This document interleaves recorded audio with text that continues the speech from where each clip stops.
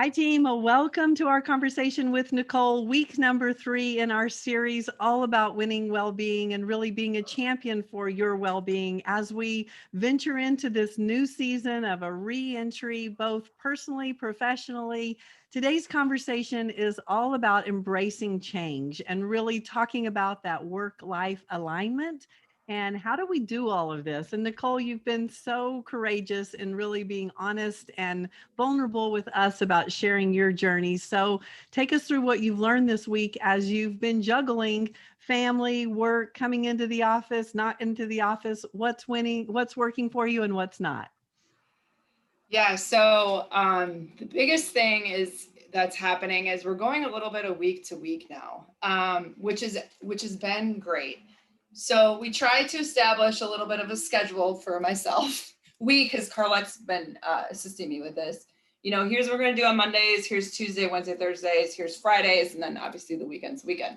And what I'm really handling here is that's not going to work for me. My job is deadline driven. There's clients involved. I have family commitments. So that system doesn't necessarily work. And that's okay. And what we found is that's okay. This week has been better because I'm not putting pressure on myself to stick to this exact rigid schedule. Right. Now, I'm also very blessed to have the flexibility with the support team, like we've talked about, to be able to maneuver through things. But this week's not going to look like next week, and this week doesn't look like last week. Yeah. So it's really, we've talked about the 24 golden nuggets. There's 24 golden nuggets in a 5-day work week.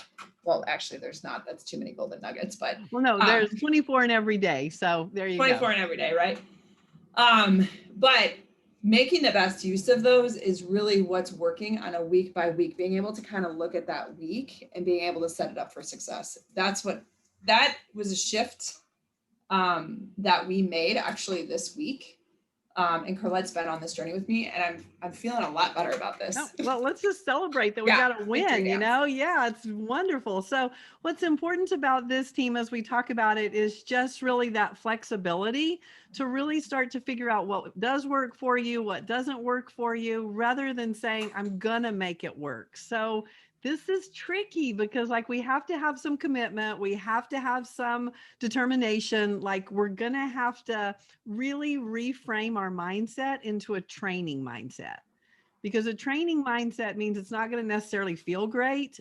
I just know my desired outcome. I know what I'm working towards. And Nicole, that's what you and I've been very intentional about, is what is the desired outcome of this week, rather than it being, I'm in the office Monday, Wednesday, Friday. My desired outcome is looking at my schedule. When do I need to be there? How can I mainly be very productive and really honor that work-life alignment? So taking care of home, taking care of work, and making sure that you are feeling empowered to be your best rather than torn in a million different directions. Yeah, and the result of that is my productivity this week is way up. And so, if we want to measure things on stats, which has been a huge winning strategy for me, if I look, my productivity on Monday was probably better than all of last week, just because I got out of my own way, right? I don't have to do this, this, and this.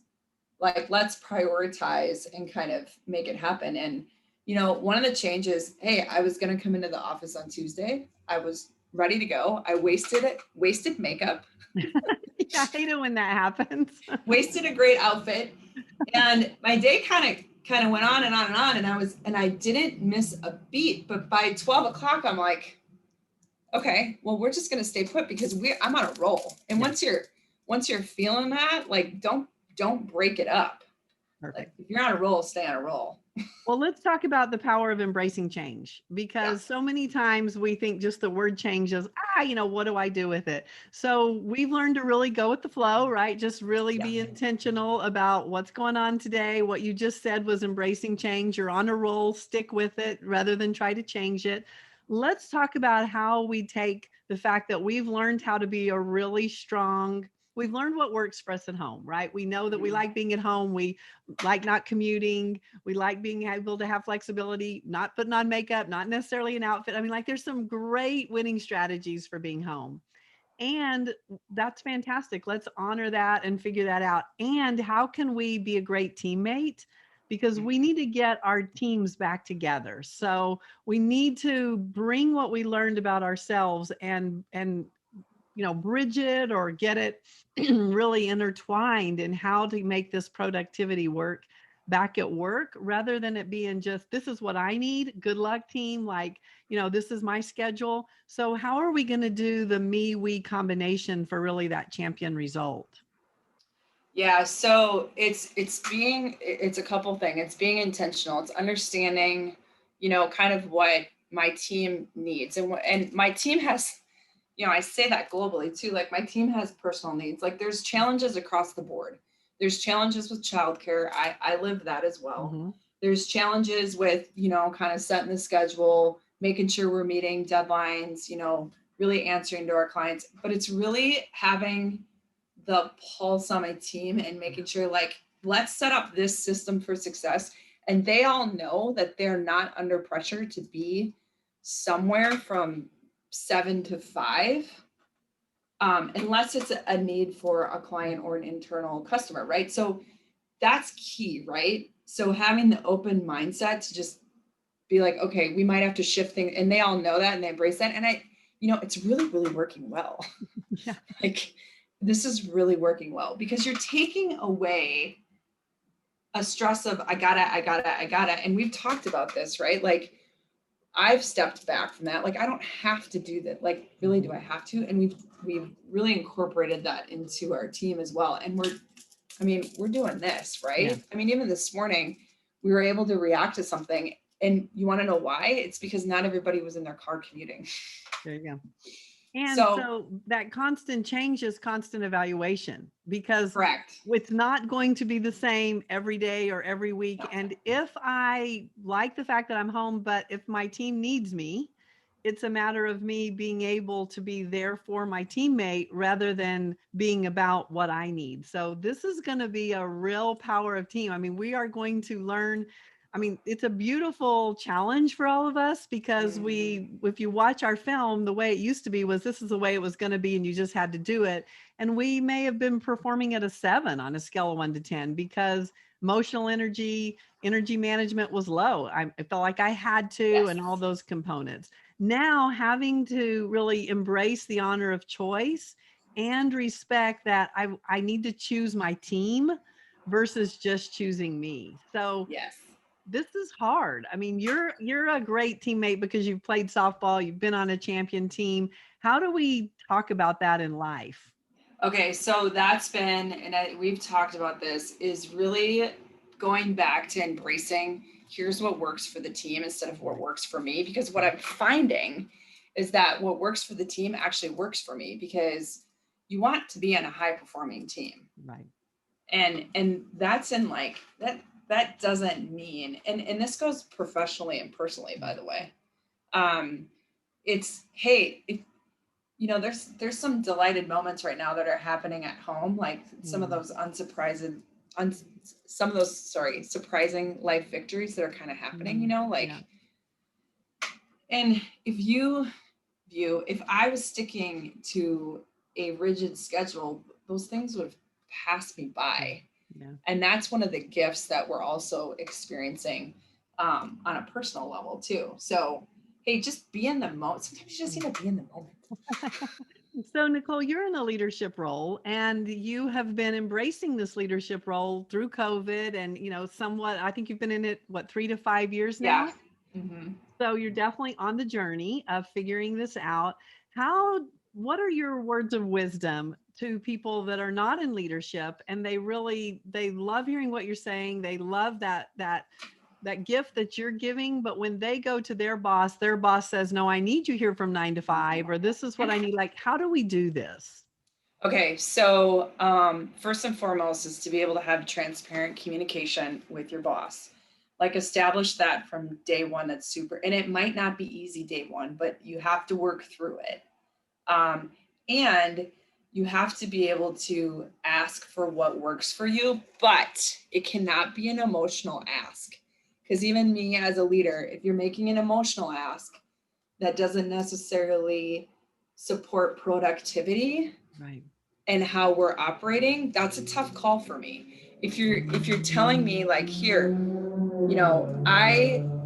for example, I will be at my best if I can be in the office from 9 to 12, and here's what I know I can get done. And you break it down into more of a quantitative study, that is a winning strategy. And no one's going to say no to data as long as your data proves your point. So keep track of kind of how it's working and don't get stuck. So I screwed up here a couple of weeks ago, like a month ago or so, I don't know, time's time.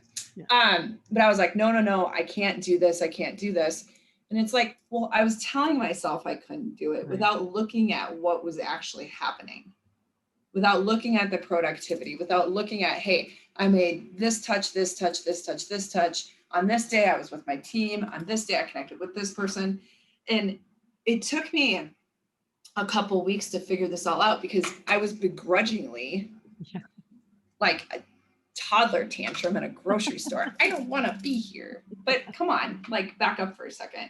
So, and I have a lot of, flexibility, so I'm very blessed, but I'd say if you're starting off in your career, you need to have that open, transparent conversation, and you need to bring it back to how it's making you productive in your position and how you can move that forward. And how you can be a great teammate, because 100%. It's really important that you're thinking about what you need and you're also adapting and adjusting what you need so that you can really honor the team that you're committed to being on professionally, because being a great teammate is a huge gift, both personally and professionally. It feels great when you're on a great team, like you said, to be high performing. And it's also really frustrating if you're that teammate that is constantly not there, or, oh, I can't do that time, or, because it breaks the momentum of the productivity of the team. So, we never said this was going to be easy. We never said that, we all had the answers. We said we're on this journey to really find joy on the journey, discover personally, professionally, what works, this lifestyle alignment versus the being rigid about this or that. So how do we respect when to say yes and when to say no? How have you figured that out?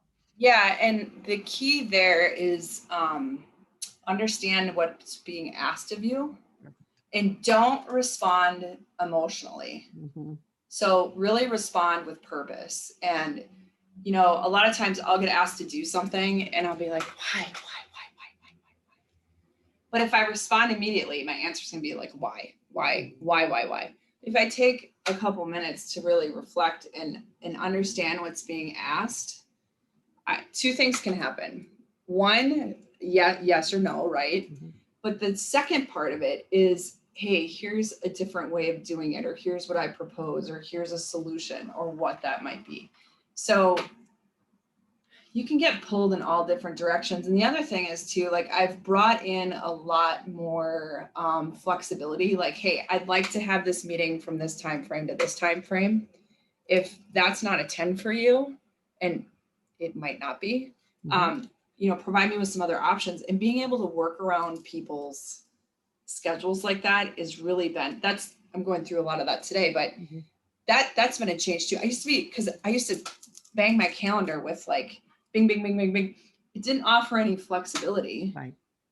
So don't get caught in that. That's been a huge change too. Like to have a little bit of, ebb and flow is good.